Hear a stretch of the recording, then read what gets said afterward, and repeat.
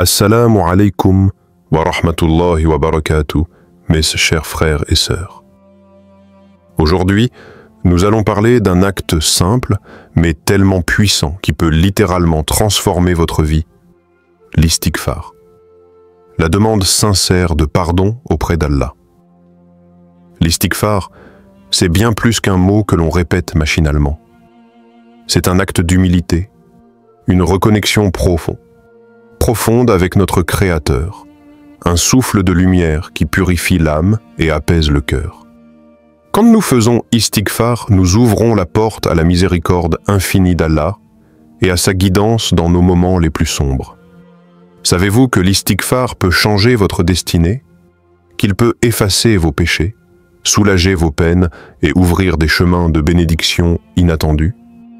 C'est une clé spirituelle que chaque croyant doit garder précieusement. Avant de continuer, dites-moi en commentaire. Avez-vous déjà ressenti cette paix intérieure profonde après un istighfar sincère?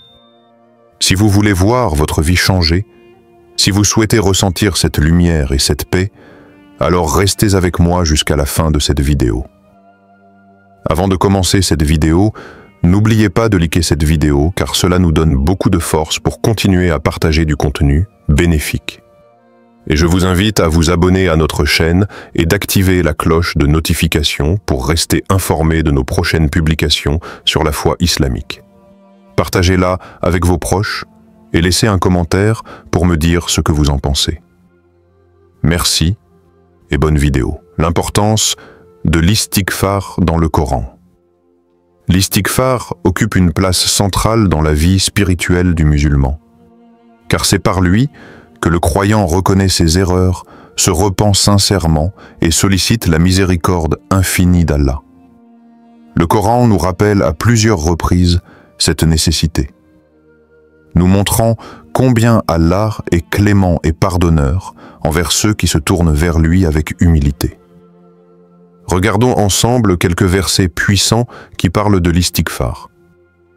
Dans la sourate Nour 61, 10, 12, Allah nous dit à propos du prophète Nour, Noé, « Et j'ai dit, demandez pardon à votre Seigneur, car il est toujours pardonneur.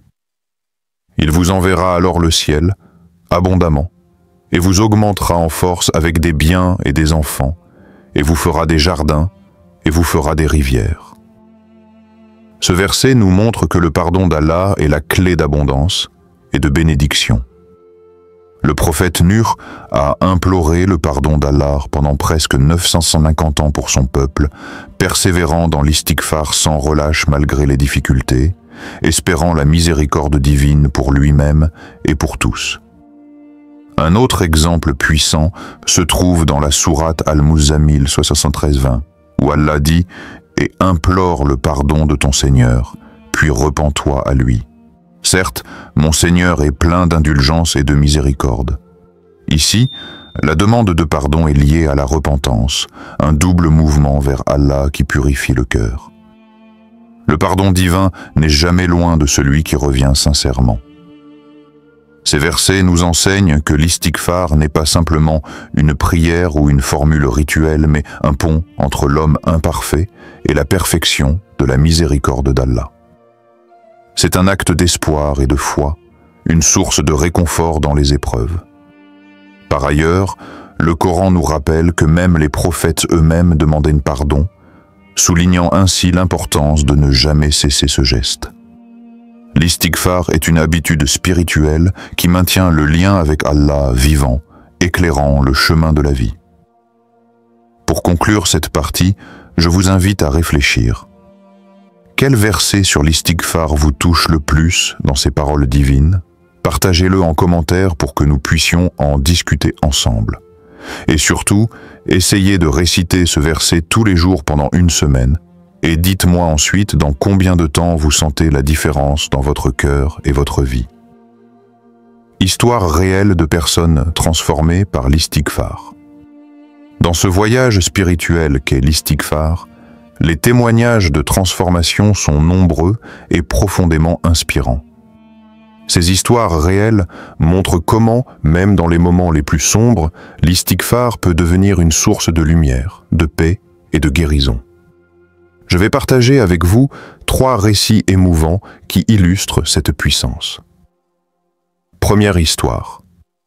La paix, retrouvée au cœur de la tempête Samar, non modifiée, traversait une période de sa vie où tout semblait s'effondrer.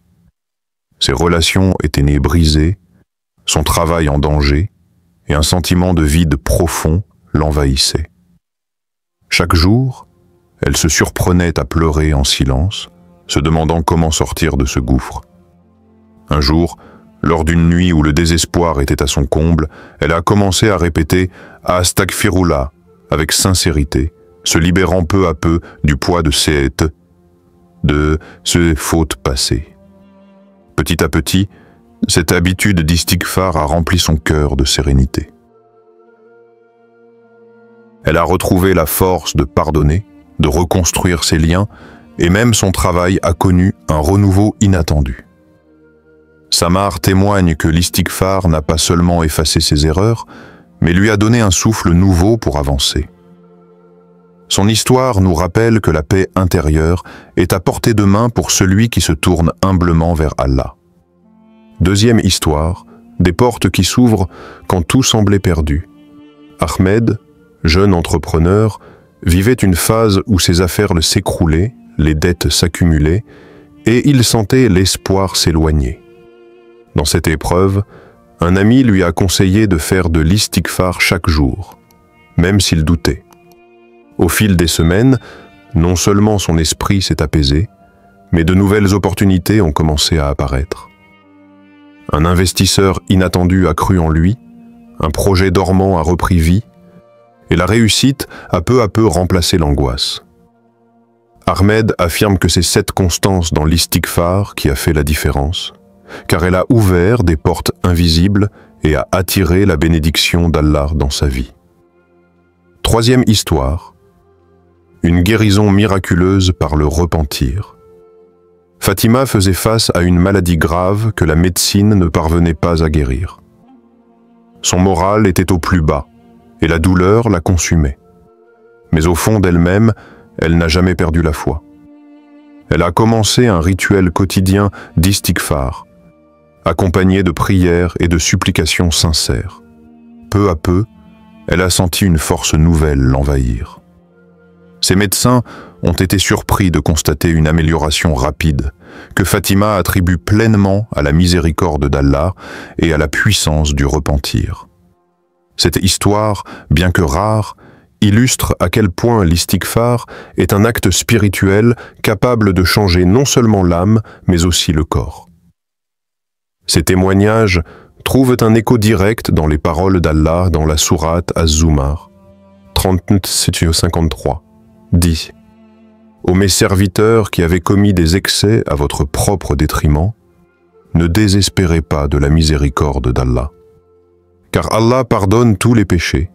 Oui, c'est lui le pardonneur, le miséricordieux. » Ce verset est une promesse divine que le pardon et la miséricorde d'Allah sont toujours accessibles, peu importe l'ampleur de nos erreurs. L'istighfar est cette clé qui ouvre la porte à cette miséricorde. Connaissez-vous quelqu'un dont la vie a changé grâce à l'istighfar? Racontez-nous son histoire en commentaire. Votre témoignage peut inspirer d'autres cœurs.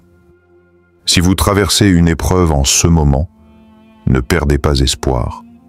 Dites « Astaghfirullah » avec moi dans les commentaires et sentez cette lumière vous envelopper. Pourquoi?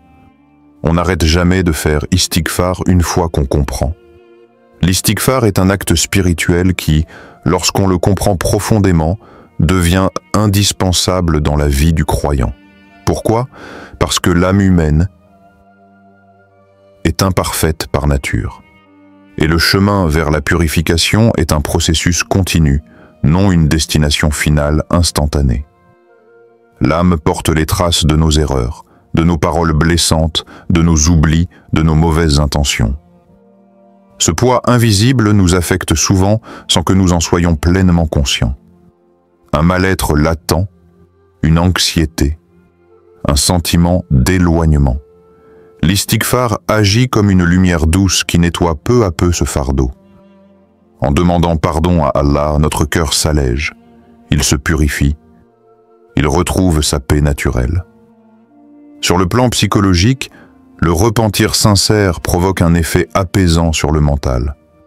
En reconnaissant nos fautes sans les nier, nous libérons notre esprit du poids de la culpabilité refoulée. Cela fait place à un sentiment de renouveau et d'espoir. Ce processus est comparable à une thérapie intérieure qui nous reconnecte à notre essence et à la miséricorde divine. Dans la réalité quotidienne, on remarque que le stress, la culpabilité, la tristesse et parfois même la dépression trouvent un soulagement lorsque l'istighfar est pratiqué régulièrement. Ce n'est pas un hasard si les savants insistent sur la répétition de cette invocation. C'est un baume pour l'âme qui restaure la confiance en Allah et en soi. L'histoire du prophète Younous, Jonas, est un exemple parfait dans le Coran. Dans la sourate As-Safat 37, 143, 144, Allah raconte et mentionne Jonas, lorsqu'il s'enfuit vers le bateau en colère. Puis il fut tiré au sort et fut parmi les perdants. Alors il fut avalé par un poisson en train de voguer. Dans le ventre du poisson, Younous se repent sincèrement, invoquant Allah par le célèbre istighfar. La ilaha illa anta, subhanaka inni kuntu minaz zalimin. Il n'y a point de divinité en dehors de toi. Gloire à toi, j'ai été du nombre des injustes. Cette invocation est une forme puissante de reconnaissance et de demande de pardon. La leçon ici est que même dans les pires situations, l'istighfar est la clé de la délivrance. Une fois qu'on a compris cela, on ne peut plus s'en passer.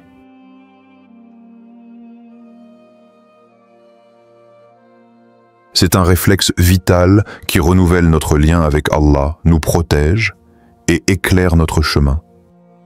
Ressentez-vous parfois ce poids intérieur qui vous pèse?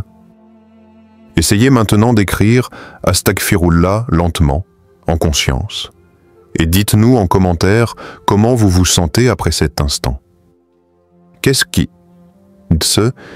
selon vous, vous empêche parfois de faire istighfar régulièrement? Partagez-le en commentaire et ensemble, cherchons les solutions. Comment faire istighfar efficacement au quotidien? L'istighfar est un acte puissant qui, pour déployer tout son effet bénéfique, doit s'intégrer naturellement dans notre vie quotidienne. Mais comment faire pour ne pas l'oublier et le pratiquer avec sincérité? Voici quelques conseils pratiques qui peuvent transformer votre rapport à l'istighfar. 1. Choisissez des moments clés pour le pratiquer. L'istighfar peut être fait à tout moment, mais certains moments sont particulièrement propices. Juste après la prière, quand le cœur est déjà en état de connexion avec Allah. Aussi, dans les instants calmes de la journée, au réveil, avant de dormir, ou lors d'une pause, ces moments favorisent une réflexion profonde et sincère. Vous pouvez aussi en profiter quand vous marchez, conduisez ou faites des tâches répétitives. Ce sont autant d'occasions où la langue peut se tourner vers Allah sans effort particulier. 2.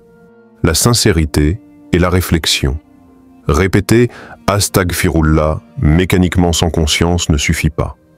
La clé est de ressentir, de penser à ses erreurs, à son besoin de pardon et à l'immense miséricorde d'Allah.